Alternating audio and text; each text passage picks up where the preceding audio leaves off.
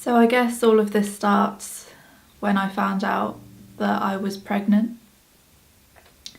Me and my then boyfriend had gone to the hospital because I was having really bad stomach pains.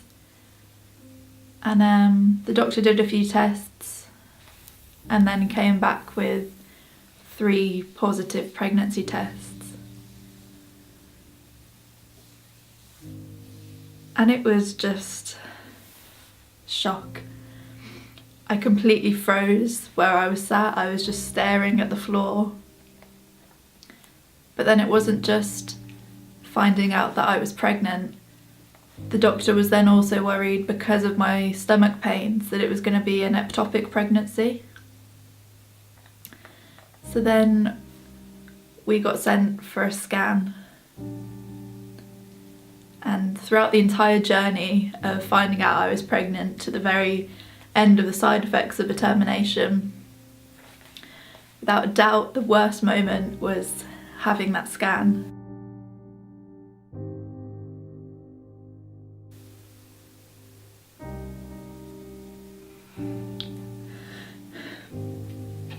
She was doing the scan. It was an internal scan. She turned and said, "Yeah, everything's happy and healthy." It wasn't ectopic. She asked if I wanted to see it. And I couldn't not see it. I just couldn't. And so she turned the screen, she turned the volume up.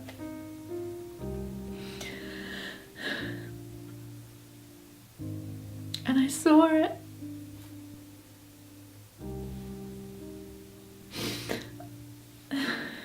I saw what would have been my child. And I heard its heart. And it was absolutely heartbreaking.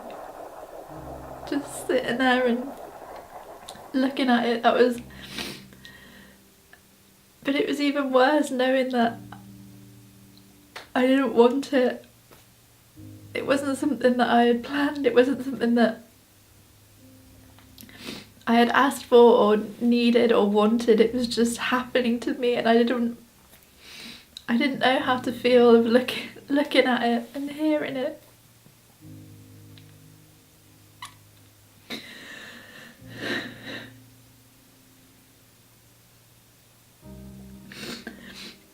When most people experience that for the first time, it's the happiest thing in the world. They're these happy couples standing there, or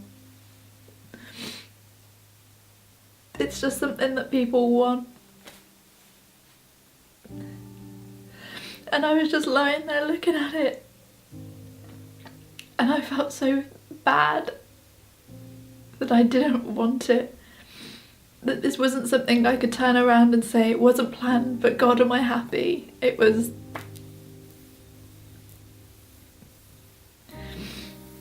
just wasn't meant to be.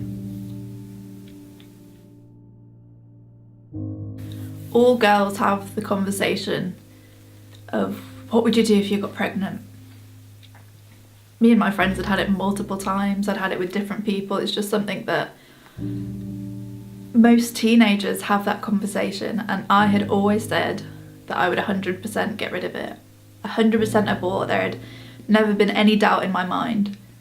And to say that there was no doubt when I actually experienced it would be a lie. I did picture things, I did imagine things, I did see an image of me and this little bundle of joy on a beach in the park. But that was all very much through rose-tinted glasses. I was 19, I was unemployed, I was halfway through my degree, and it wasn't what I wanted.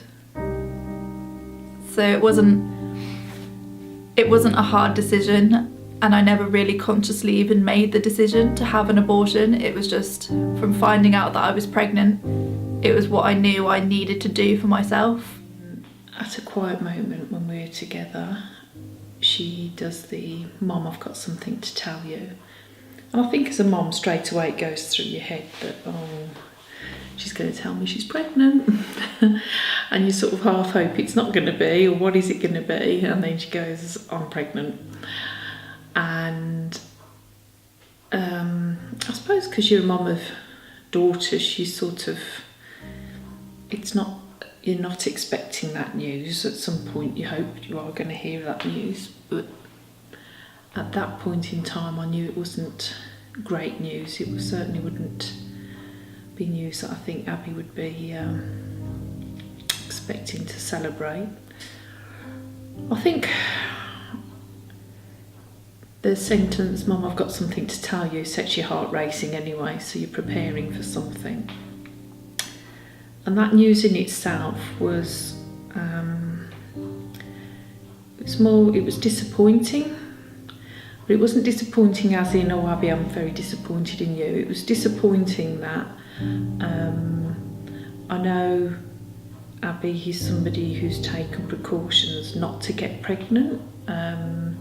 I know that Abby's got a education path and then a career path after that, some ambition that she wants to do, which is, as a mother, is something I've always wanted her to have and to do. That's, for me, that's her biggest achievements.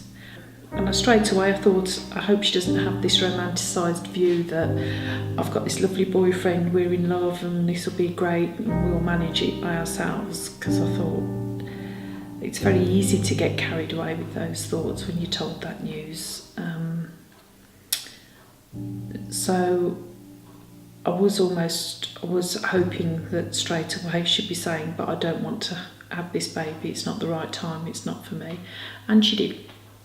She hadn't planned to get pregnant. There'd been a change in the pill, which I became quite focused and angry on. That's what I saw as the problem, was that by switching to a cheaper version of the pill, this poor girl's been left in a situation where she's now got to deal with finding out she's pregnant and then arranging a termination and going through a termination.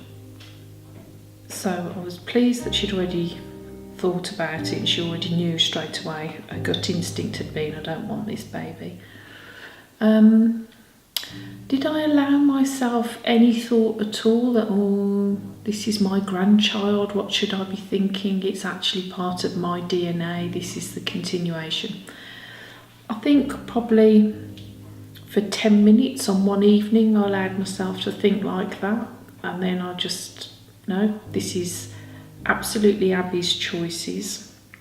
Equally, if she'd chosen to keep this baby and that she wanted to try and bring this child up, that was going to hugely impact on me. I've just retired from the police. I've just got some plans to experience that freedom and to go travelling, but that would all change. So yeah, selfishly for myself as well, I thought, well, this seems, this is suitable for me at this time. It suits, obviously, Abby primarily, that's her concern. And then I felt it wasn't my decision to influence straight away. It's Abby's decision, whatever she's going, whatever path, it's a big decision to make, and she has to be comfortable that she's made the right decisions. And I think all I knew and felt I could do is just to say, "I will support you whatever way, whichever way you want to go, you've got our support." About 2 weeks after I had found out, I started the termination process. I had gone for a medical termination, and I was 12 weeks pregnant at the time. So it starts off, I had taken the tablets and they wanted me to carry on walking around to try and get things started. And I'd had a few cramps and I had this big nappy on, and then I thought I could feel myself bleed quite a lot. So I went to go and check, because the nurses need to track when you start bleeding from. I walked into the toilet, I poured down my big nappy, and there it was. The fetus was lying in my underwear, And I was in complete shock of, they didn't say that this could happen. Maybe this wasn't supposed to happen. So I was screaming for my boyfriend, who was screaming for the nurse. They came in and they took it away. But I saw it. I saw what it was, and I was inconsolable. I was in pain. I was bleeding. I was just a wreck. But I thought, it's over. That only took about 2 hours. But obviously there's placenta that then also needs to come out. After 5 more hours of cramps, backache, throwing up, bleeding, that finally passed as well. And it was about 8 o'clock at night, but I thought, I can go home, it's done. I can go into my bed and just start moving on with everything. But I wasn't quite that lucky. You're meant to bleed for about 2 weeks after a medical termination. And at the 2-week point, I was still very heavy with a lot of blood clots. So I went back into the gynecology ward and they said, oh yeah, you've got an infection. Okay. Some of the tissue from the placenta hadn't come out and it was causing an infection. Okay, so I got put on antibiotics for 2 weeks, come back in 2 weeks. I went back, the infection had apparently gone, but I was still bleeding. And then I stopped for a day and then started again.